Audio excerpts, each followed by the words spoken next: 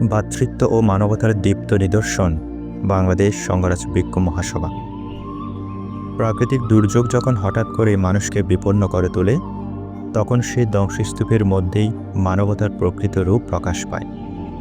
বার্মায় সম্প্রতি ঘটে যাওয়া ভূমিকম্পে ক্ষতিগ্রস্ত হন বহু মানুষ, বহু ভিক্ষু শ্রামণ এবং ধর্মপরায়ণ দায়ক দায়িকা।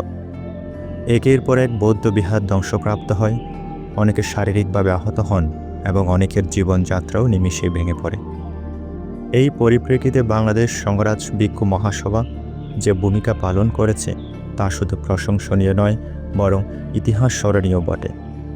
দেশের নানা প্রান্তের উপাসক উপাসিকাদের প্রতি আহ্বান জানিয়ে মহাসভার পক্ষ থেকে এক অনন্য উদ্যোগ গ্রহণ করা হয় এবং সংঘরাজ মহাসভার নেতৃবৃন্দ অত্যন্ত দক্ষতা ও নিষ্ঠার সঙ্গে দেশব্যাপী সেই দান সংগ্রহ করে বর্তমানে সরাসরি ক্ষতিগ্রস্ত ভিক্ষু, শ্রামণ ও ধর্মপরায়ণ সাধারণ মানুষের হাতে তুলে দিচ্ছেন।